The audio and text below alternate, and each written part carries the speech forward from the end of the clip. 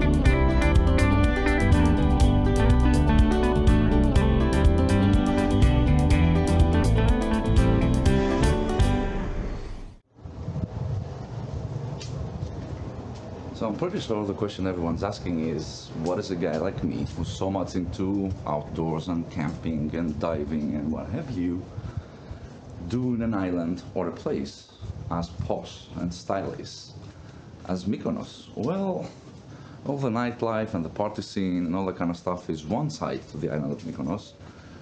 The other side to it is the serenity and the tranquility and the beauty of a settlement which is known as Hora.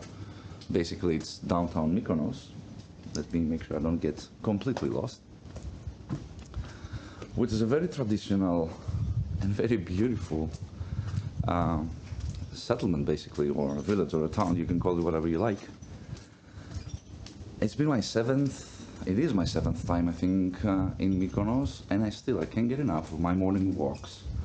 Basically lost in the narrow alleys and cobble streets of this island. And why not? I haven't been here for 2 years now, and that used to be a pretty strong tradition of mine, visiting Mykonos for a week every single year. And this year was the year I had to make up for the lost time. And why shouldn't I? It's such a beautiful place. Being a beautiful place and having been here 7 times does not mean I don't keep on getting lost, which is part of the morning walk in downtown Mykonos. And it was actually part of the initial plan of how Mykonos was built to protect the local residents from pirates. That's why everything is like a huge labyrinth, a maze, so to speak, of houses and alleys and narrow streets and what have you. And then after that was only in the minds of the locals who knew how to run away and escape pirate attacks. Let's try this one. That's also the reason why the houses are built so close together, so that if need be, they could jump from one roof to the next. Still, though there are no pirates today, this makes for a beautiful, beautiful walk. Early in the morning, of course, before all the waves of the tourists from the cruise ships hit the main town. But till that happens, it is so nice. Why wouldn't I be here? So apparently piracy was a huge thing up until the 1700s and the 1800s, and there's actually a couple of really famous pirates that came from the island of Mykonos, which used to be a pirate's den, actually, kind of like Nassau. When Barbarossa came by and he invaded the island in 1537, I think it was, he wiped the population clean, and then it became, let's say, a pirate's lair for a few centuries. A very famous one is a pirate called Mermelek, whom the locals praised, loved, and admired so much. Because he was known as the Robin Hood of the seas, he was the kind of guy, a local Myconian, who really gave the Turks a run for their money with his fleet and his crews. And all the gains from looting ships and stuff, not all, but a significant part of it, he would provide for the widows and the orphans of the island. Actually, the locals loved him so much that when the Turkish authorities threatened to kill every single living soul on the island, in exchange for all of them to give away the location of Mermelek pirate, they all refused.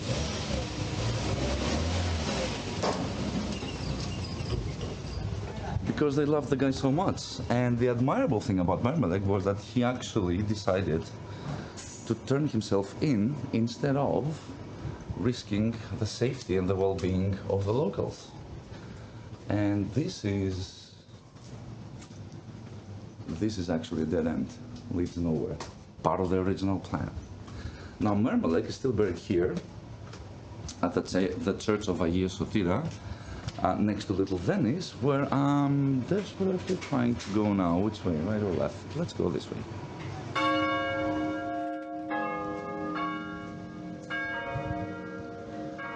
And that was the Sunday call for people to attend church, which reminds me that you can hit the bell button as well, like and subscribe to my YouTube channel. Now getting back to the Mermelek story, after having turned himself in, he decided that piracy was no longer his thing, so he decided to switch profession altogether and become a baker. Which reminds me, I should grab a bite myself.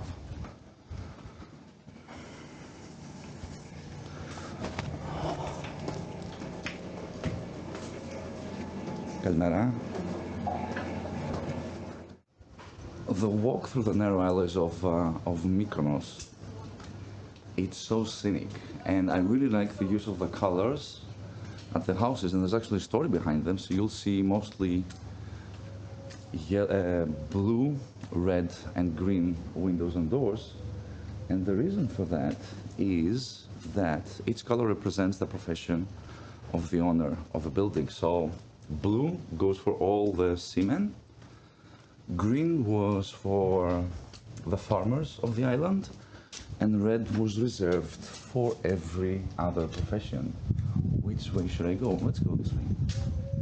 Another interesting fact about Mykonos is why they have the roads painted white. Well, though it makes for a scenic picture nowadays, it was actually for reasons of practicality. So back then, when there were no lights lighting the streets, they needed somehow, some way to be able to see where the rocks are so as not to stumble over.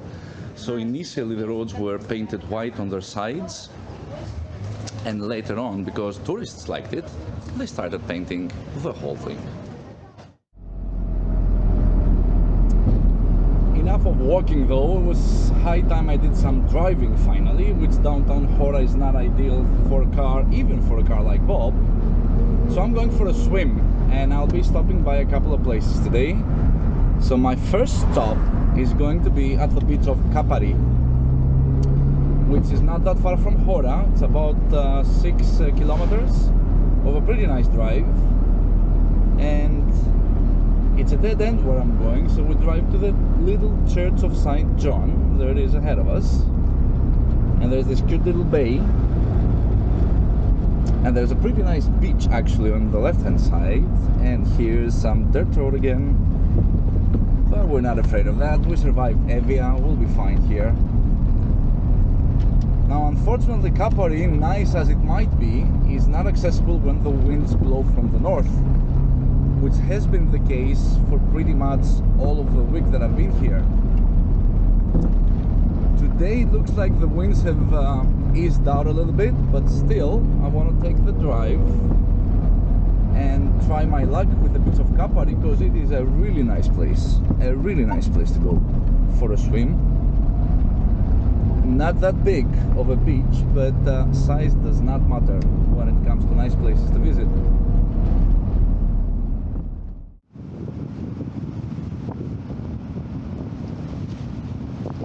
Apparently I have a thing for not easily accessible places, so let's see how we're gonna do this one without breaking a leg or my face or whatever.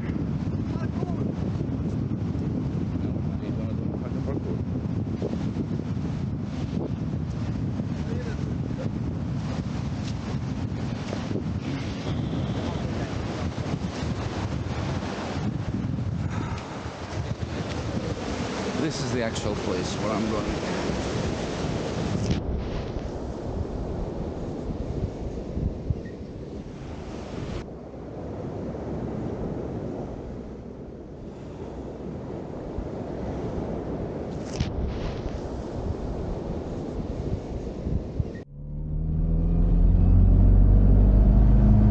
I've spent my entire day beach hopping today, starting off with Kapari, then to Agios Ioannis, then all the way to Ftelya, not being able to get enough of Mykonos.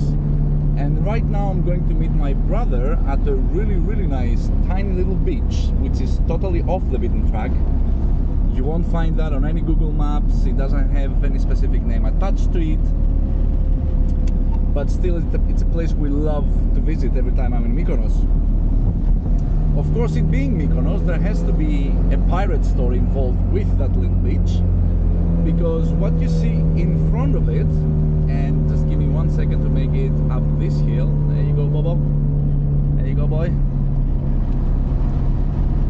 So there's a tiny little island known as the island of Bao. Now, that has nothing to do with Bao Ban, so don't start drooling over it. It is named after a pirate, a pretty famous one as well in Mykonos, called George Bao, whose contribution to one of the first Greek revolutions against the Ottoman Empire with his fleet of ships and his very successful runs against the Ottoman ships during the fights was such that the Mykonoans decided to give him a pretty cool gift for him being as good of a pirate as he was, and they actually gave him an entire island. Let me not just break my crankcase here. There you go. It's a bit of a rough road, but then again, you must have figured out by now that I really like off the beaten track spots for my swims and my adventures. A little bit more. There you go. And here's my bro already enjoying the beach. And that's the island of Bao.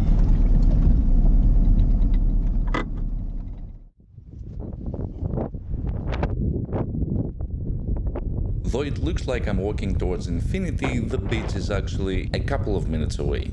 Unfortunately, Mykonos was living up to its name as the island of the winds, and the northern winds had picked up again during the afternoon.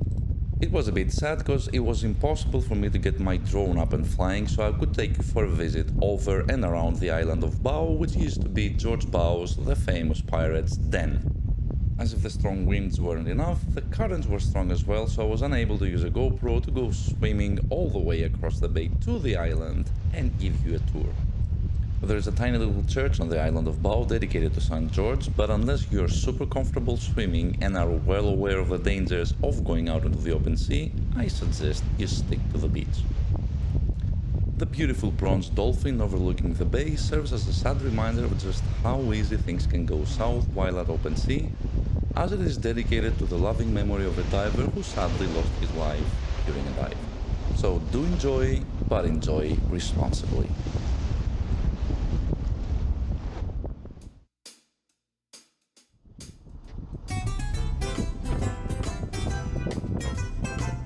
Being a tourist on the island, it was time for me to hit the road once more. So what's the whole point of a road trip if you're not actually on the road? Now, Mykonos, being one of the medium-sized small islands of the Aegean Sea, does not have that huge vast road network one would expect. The longest drivable distance from Hora, which is the capital of the island, is probably something in the range of 15 to 20 kilometers, so that would probably take about 40 minutes, but today I was gonna drive even less than that. Just 4.5 kilometers away, south of Hora, is the tiny village of Ornos, right next to the sea. And though the drive to Ornos, scenic as it may be, was already over, I was already on the look for a shady parking spot because I was just about to change my mode of transport altogether. Leaving the steering wheel and grabbing the helm, I decided to use the service of karavakia, or the tiny boats as they're translated into English, to go beach hopping for the day while Bob was parked in the shade. The view of the island from the boat is absolutely breathtaking, and what really tops it all are the stories of the captain, if you get lucky to find someone as cool as Captain Kostas.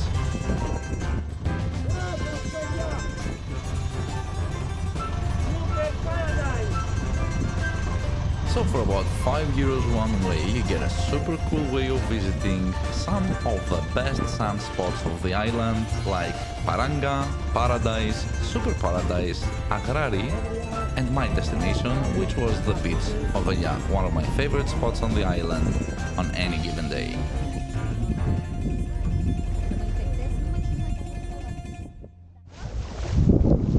And that was a fun ride. So basically what today is a tourist attraction and a fun reason to catch a boat used to be the only means of transportation on the island back in the 60s, early 70s, that they actually got roads to connect these places like the beach of Vagler, where I am right now, to the rest of the island. But enough talking, enough footage, it's time for a swim and some chill out time. See you soon. One more beautiful afternoon plus evening at the beach of Vagler. I caught my boat ride. I spent about an hour getting from Ornos to Vagler. Spent the entire afternoon doing basically nothing but enjoying the sun and the sea. And since Bob is parked in downtown Mykonos, I called my brother, who came to the rescue with yet another awesome, epic car. So it's gonna be another lovely drive all the way back to Mykonos. I know what you guys are thinking. What in the world is a French car doing in a YouTube channel about a classic Mini? Well, the Mini Diaries do have a heart large enough to contain every single living and driving soul out there, British or not. After all, the Citroen 2CV, or De Chevaux as it's known in French, nicknamed the Douce, is basically the French people's idea of what a small, affordable, practical microcar should look and be like back in the late 1930s. This particular one is cute, is smooth, is sexy, and it's called Louis. Given the fact that Louis only has 2 cylinders and was officially advertised by Citroen back in the days as a car capable of doing 0 to 60 miles an hour within the same day, you never really know when you're in a hurry and when you're not while driving in a 2CV.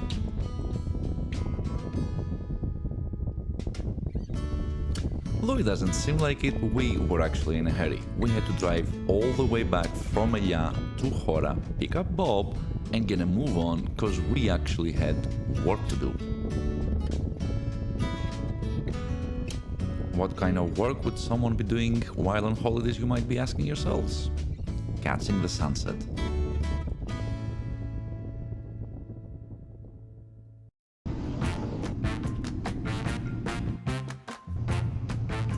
Κάτω αυτό.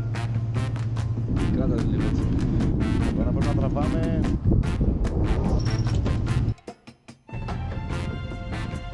Though it was an absolutely full day, there was still a little bit of time for me to squeeze one more drive in my schedule. I was determined to make the best that I could of whatever little I had left of my day. Truth be told, there was no need for me to drive. I could just stay in Hora, visit the windmills like every other good tourist does, and become a part of the hordes of people snatching away the sunset with their mobile phones. But that's just not me. Being the weirdo that I am, I usually prefer more secluded places, far away, with not that many people around.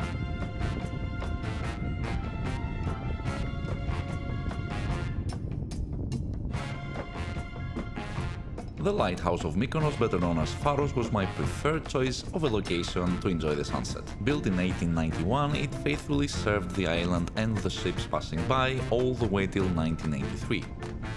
There was only one ship that did not successfully make it through, and that was the Eastern Telegraph Company SS Volta, which was the reason they built the lighthouse in the first place.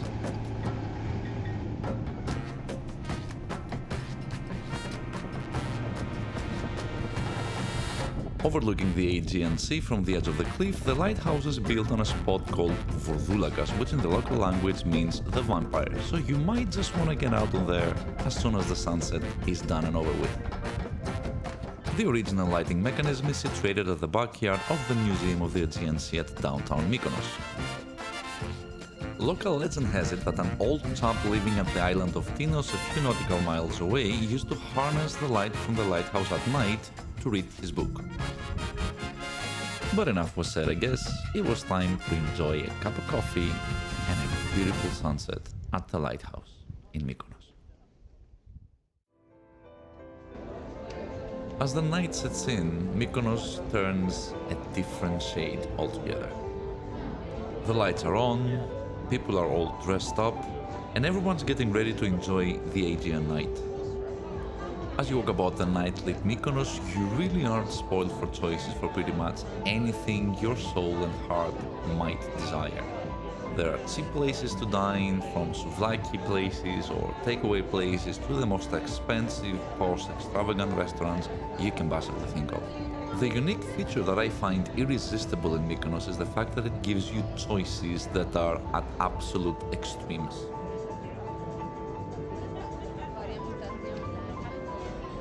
You can literally walk out a nightclub and step into a church of absolute beauty, simplicity and serenity. You can completely change your environment just taking one step in the proper direction, the direction you want to go, that is. And the beauty of it all is you don't even have to go far to find what you're actually looking for. Everything is always literally one step away, provided you're in Hora. You don't actually have to have a plan to have fun in Mykonos.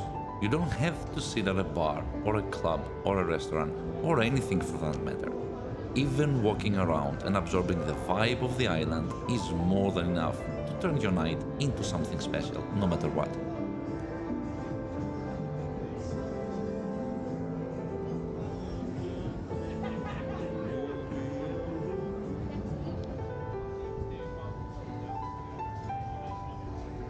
Sadly, this is the point where not only the walk, but the episode must slowly come to an end. I'm done driving, talking and walking, and it's time for some quality time with my brother, a cool glass of wine and some nice music. This is the end of the episode. Thank you all for watching. Do remember to like and subscribe if you like the stuff I've prepared for you, and until next time, do take care of your fantastic selves. See you guys soon.